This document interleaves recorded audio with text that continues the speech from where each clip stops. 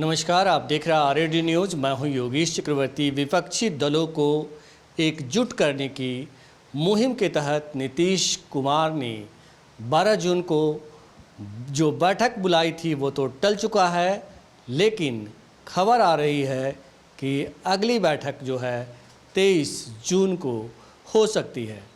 लेकिन हमारे पास इससे भी बड़ी खबर है कि आने वाले 2024 के लोकसभा चुनाव में नीतीश कुमार बीजेपी को कैसे हराएंगे, इसकी प्लानिंग उन्होंने पूरी तरह से कर ली है। क्या है उनकी प्लानिंग, इसी मसले पर हम बात करते हैं आरएडी न्यूज़ के राजनीतिक संपादक हेमंत कुमार से। हेमंत जी, जिस तरह से नीतीश कुमार जी का कॉन्फिडेंस लेवल दिनों दिन बढ़ते जा रहा है, जैसे बैठक टली तो कई लोगों ने सवाल उठाया, लेकिन उन्होंने कहा कि बैठक टली ज़रूर है, लेकिन एक ख़ास उद्देश्य से टली है कि हम चाहते हैं कि इस बैठक में जो पार्टी के प्रमुख हैं वही हिस्सा लें। अब खबर आ रही है कि 23 जून को बैठक होने वाली है। जी जी, आप जो कह रहे हैं वो सही बात है। और वो जो बैठक 12 जून को जो होने वाली थी, वो बैठक जो टली है, उसके पीछे यही कारण बताया जा रहा है कि उस बैठक में जो पार्टी के जो निर्णायक लोग हैं, जो निर्णय लेने वाले लोग हैं, उन लोगों को उसमें आना था। कुछ लोगों की व्यस्तता की वजह से यह तय हुआ कि फिलहाल बैठक को टाल दिया जाए और आगे जो बैठक होगी उसमें सारे लोग रहेंगे जो पार्टी में निर्णय लेने वाले पोजीशन पर हैं, ऐसे लोगों के साथ बातचीत होनी है। तो जो हम लोगों के पास जो जानकारी है, वह जानकारी ये है कि बीजेपी को 2024 के लोकसभा चुनाव में कैसे हराना है, इसका फार्मूला तैयार कर लिया गया है और उस फार्मूले के तहत अब अगली बैठक में बातचीत होगी। फार्मूला ये है कि बीजेपी को हराने के लिए 1-to-1 फाइट दिया जाए, यानी कि एक के मुकाबले एक उम्मीदवार हो, मल्टी कॉर्नर मुकाबला न हो, ताकि वोटों का बिखराव न हो और बीजेपी को कड़ी टक्कर दी जाए। इससे भी महत्वपूर्ण बात है कि देश की 450 लोकसभा सीटों को चिन्हित कर लिया गया है जहां 1-to-1 फाइट देने की तैयारी है और 1-to-1 फाइट दिया जाएगा।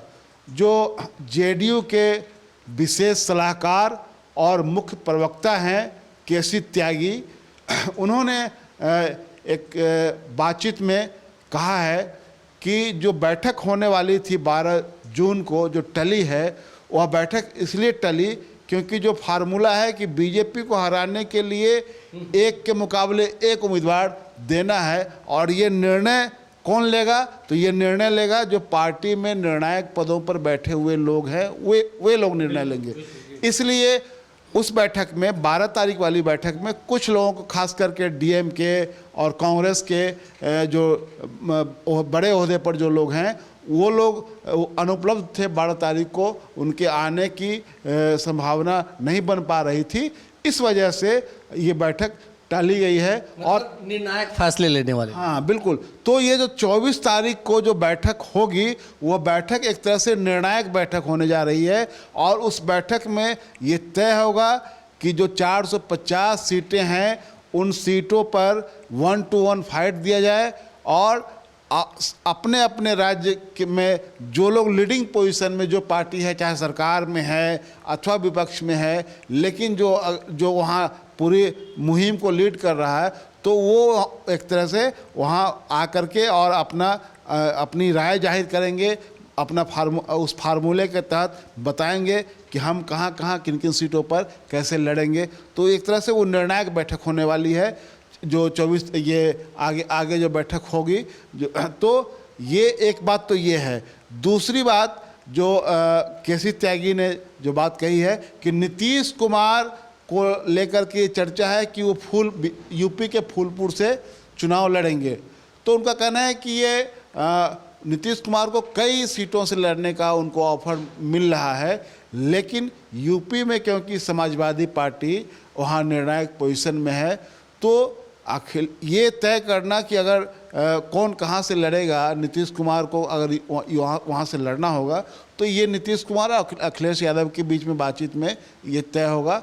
ये इस पर अभी बहुत कुछ नहीं कहा जा सकता है, लेकिन इतना है कि उनको सिर्फ फूलपुर ही नहीं बल्कि कई सीटों से ऑफर मिल रहा है कि आप आइए और लड़िए। तो नीतीश कुमार जो विपक्ष की एकता की अगुवाई कर रहे हैं, तो उनकी जो मुहिम आगे जा रही है उसमें ये एक बात ये भी है कि जो कहा जा रहा है कि नीतीश कुमार क्या प्रधानमंत्री पद के उम्मीदवार हैं, तो केसी त्यागी ने कहा बातचीत में कि नहीं, नीतीश कुमार विपक्ष की एकता की अगुवाई कर रहे हैं, प्रधानमंत्री पद की कोई दावेदारी नहीं कर रहे हैं। वो विपक्ष की एकता की अगुवाई कर रहे हैं और उनकी ही अगुवाई में यह बैठक होने वाली है। जो बैठक 12 तारीख को होने जा रही थी वो जो टल गई है, तो आगे जो बैठक होगी तो वो उस बैठक में ये निर्णय लिया जाएगा कि बीजेपी को हराने के लिए कहाँ कहाँ कैसे रणनीति बनाई जाएगी। एक मोटा मोटी जो रणनीति है वो ये है कि 450 सीटों पर ये तय हो गया और देश की 450 सीटों को चिन्हित कर लिया गया है कि यहाँ इन सीटों पर हमको 1-to-1 फाइट देना है और जिन राज्यों में जो लोग निर्णायक पोजीशन में है वो तय करेंगे। 450 सीटों पर जो है 1-to-1 फाइट करने की तैयारी है नीतीश कुमार जी की। ये बताएं कि बाकी जो सीट बच जाते हैं रेस्ट 70 या 72, तो इन सीटों पर क्या पहले ही मतलब ये लोग समझ चुके हैं? आगे जो बैठक होने वाली है 23 जून को जो संभावना है बैठक की, तो उस बैठक में ये है कि ये क्लैरिटी बन गई है कि 450 सीटें जो है उस पर कोई किसी तरह का कोई मतभेद नहीं है। बाकी जो सीटें हैं उन सीटों पर मुझे लगता है कि उस बैठक में ये तय होगा कि बाकी सीटों पर क्या रणनीति होगी, तो वो उसी बैठक में ये तय होगा। मुझे लगता है कि उन जो बाकी जो सीटें हैं उन पर जो हो सकता है कि वहाँ लोकल जो लोकल पॉलिटिक्स का जो डायनेमिक्स है उसको देखते हुए उसको कैसे रिजॉल्व किया जाए, ये देखते हुए उस पर अभी बातचीत नहीं हुई है। तो मुझे लगता है कि जो आगे ऐसा भी है कि जो सीटें छोड़ी गई है तत्काल, उस पर जो महागठबंधन के लोग हैं जो पहले ही मान रहे हैं कि यहाँ बीजेपी बहुत स्ट्रांग स्थिति में। नहीं, ऐसी बात नहीं है। देखिए, मुझे लगता है कि जब एकजुट विपक्ष जो होगा और जो लड़ेगा, लगभग 1.5 दर्जन पार्टियां हैं जो गैर एनडीए पार्टियां जो उस बैठक में जिनके आने की संभावना है, तो उस बैठक में ये तय होना है कि हमको बीजेपी को कैसे मात देना है। तो जो आपको बता रहे हैं कि 450 के अलावा जो सीटें जो बच जा रही है, लगभग वो समझिए कि 90 से ऊपर हो जाएगी वो सीट, तो उन सीटों पर क्या करना है कैसे करना है ये उसी बैठक में ये तय होना है। इसलिए वो एक रणनीति के तहत मुझे लगता है कि उसको छोड़ा गया है, रणनीति के तहत। और जैसा कि आपने बताया कि फूलपुर से ही नहीं कई जगहों से, कई लोकसभा संसदीय क्षेत्र से मुख्यमंत्री नीतीश कुमार को चुनाव लड़ने का ऑफर मिल रहा है। तो आपने ये भी कहा कि केसी त्यागी ने कहा और खुद मुख्यमंत्री नीतीश कुमार कहते रहे हैं कि हम तो बस विपक्षी एकता के सूत्रधार हैं, कहीं से प्रधानमंत्री पद के दावेदार नहीं। लेकिन जिस तरह से ऑफर मिल रहे हैं और कई संसदीय क्षेत्रों से मिल रहे हैं और ख़ास करके बिहार में भी कई जगहों से उनको चुनाव लड़ने की चर्चा है, तो इसका मतलब ये है कि आने वाले दिनों में भले ही वो ना करें, लेकिन नीतीश कुमार जो हैं वो प्रधानमंत्री पद के प्रबल दावेदारों में से एक होंगे। देखिए, ये सही बात है कि जब नीतीश कुमार अगुवाई कर रहे हैं तो एक तरह से वो भले ही कह रहे हैं कि मैं प्रधानमंत्री पद का दावेदार नहीं हूँ, उम्मीदवार नहीं हूँ, लेकिन ये एक पोस्चर तो है। ये तो आपको पता होगा कि जब वो बीजेपी के साथ थे तो बीजेपी के भी कई लोग कहा करते थे कि नीतीश कुमार पीएम मटेरियल हैं। उसमें सुशील कुमार मोदी का नाम आप ले सकते हैं, उसमें और कई नेता हैं जिनका नाम आप ले सकते हैं। तो वो लोग भी मानते रहे कि इनमें प्रधानमंत्री बनने की क्षमता है, कुवत है इनमें। तो जाहिर सी बात है कि ये अभी प्रधानमंत्री तय नहीं हो रहा है, अभी ये तय हो रहा है कि बीजेपी को हराने के लिए कैसे 1-to-1 फाइट दिया जाए। और नीतीश कुमार ने कई दफ़े ये कहा है कि हम लोगों ने जो फार्मूला बनाया है, चाहे हमने जो कहा है, अगर उस फार्मूले पर काम हो तो बीजेपी को 100 सीट के नीचे लाया जा सकता है।